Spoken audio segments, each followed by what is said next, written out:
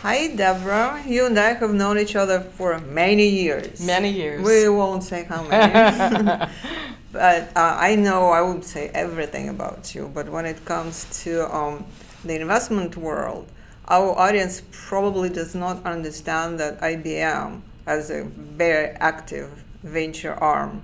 And investment activities of IBM would be on par with any private capital being deployed in Silicon Valley. So will you please state for our audience again your name, your position, and your experience with IBM, and then I'll ask you some questions. Okay, perfect. Yes, so my name is Deborah Magid. I'm a director of strategy in IBM Ventures, which I have been doing for quite some time. It's a very global role, so I travel all over the world, as you know, and sometimes with you. Sometimes, yeah.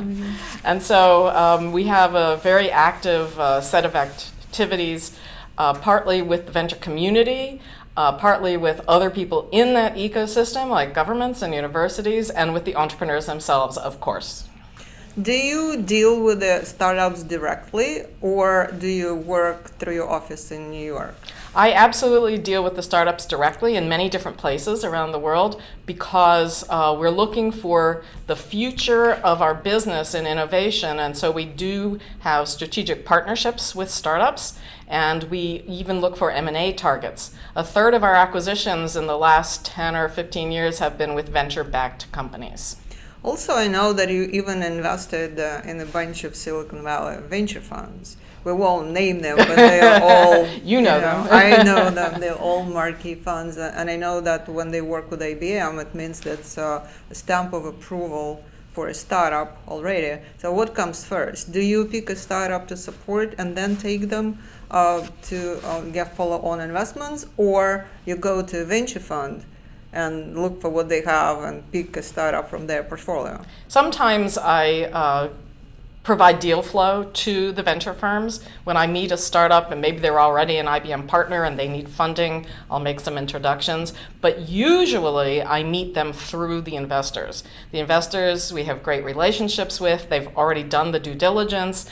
They're supporting the startup in the market, and it's a good way to screen the opportunities.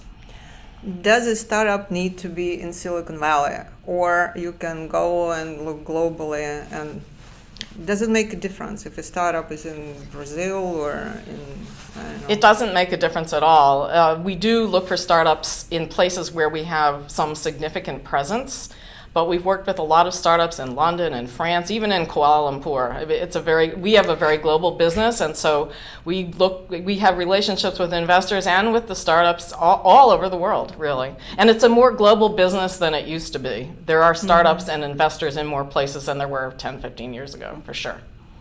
Is there such a thing as an ideal entrepreneur?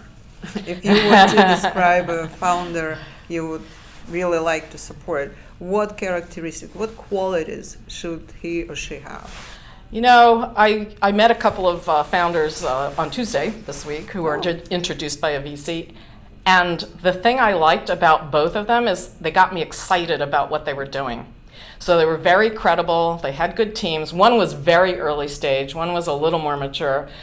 So it's not the market traction. It's that they know what they're doing. And they can communicate it really well so that you get as excited as they are about that. Mm-hmm. So if you statistically say you make investments so you made 100 startups, for example. So what would be the number that will end up with your check?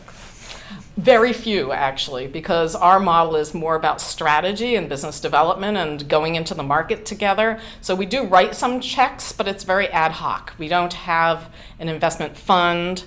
When we write checks, it comes out of the operating budget of the business unit. So there has to be a strategic component to why we would work together and why that aspect of the relationship would be important to both parties. It's usually not that important. What's important is our sales team and our global reach and how we go to market. Mm-hmm.